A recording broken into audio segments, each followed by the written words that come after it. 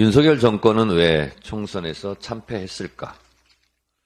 역대급 집권 여당 참패, 역대급 야당 대승으로 끝난 이번 총선의 결과를 두고 총선 결과에 대한 언론의 평가가 분분합니다.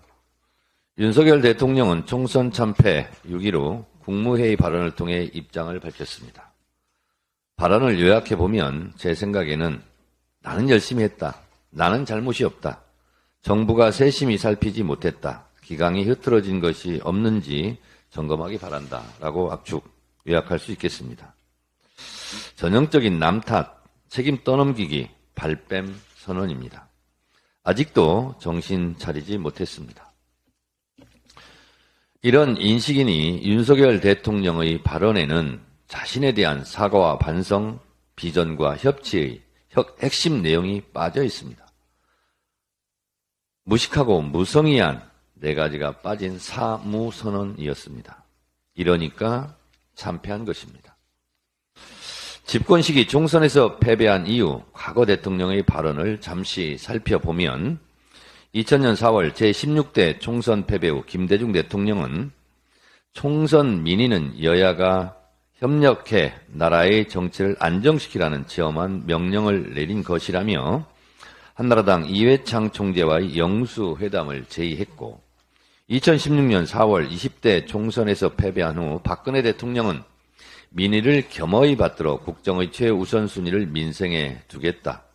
정부도 새롭게 출범하는 국회와 긴밀하게 협력해 나갈 것이다 라고 몸을 낮췄습니다. 윤석열 대통령은 어느 별에서 온 외계인입니까? 참혹한 총선 참패에도 그 흔한 대국민 사과도 그 흔한 야당과의 협치란 형식적인 단어조차 사용하지 못하는 딴 나라 사람입니까? 총선 참패 후 쏟아낸 발언이라고는 믿기 어려운, 해석하기 어려운 국적 불명의 해독 불가 외국어 같습니다. 첫 마디가 국정의 최우선은 첫째도 민생, 둘째도 민생, 셋째도 민생이라는 대목에서 그저 헛웃음도 나오지 않습니다. 첫째는 검찰 독재, 둘째는 패밀리 비즈니스 가족사업, 이권 챙기기, 셋째는 경제폭망, 민생 파탄, 넷째는 외교참사 역사 왜곡, 다섯째는 김건희 여사 아내 보호 아니었습니까? 윤석열 대통령은 정권을 잡은 것입니까? 이권을 잡은 것입니까? 수출이 되살아나면서 경제가 다시 일어서고 있다는 바보 선언은 더 이상 할 말을 잃게 만듭니다. 주어에 나는 없고 정부로 대체하면서 공무원 탓, 공직기강 운운하는 것을 보면 비겁하기까지 합니다. 윤석열 대통령의 공개 발언 4시간 뒤 국민께 죄송하다.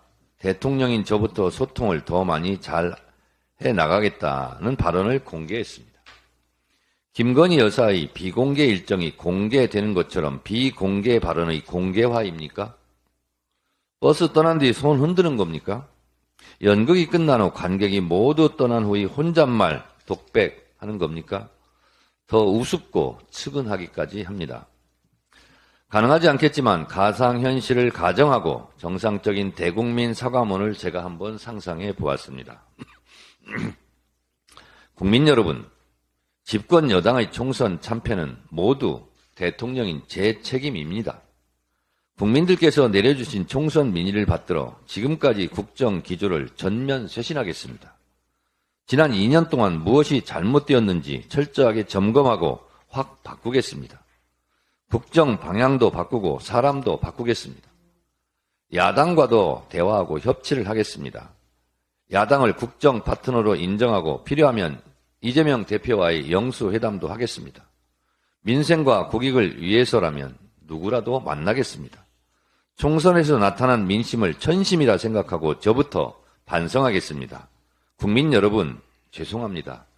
앞으로 잘하겠습니다. 2024년 4월 16일 대통령 윤석열. 이런 정상적인 대국민 담화는 영원히 기대할 수 없는 겁니까?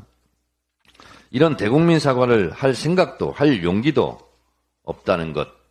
그것이 이번 총선 참패의 근본 원인이 아닐까라고 저는 생각합니다.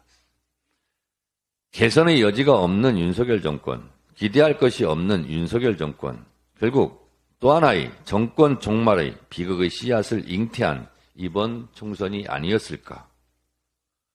저는 집권여당의 총선 패배의 원인과 결과를 그렇게 분석했습니다. 굿바이, 윤석열 정권.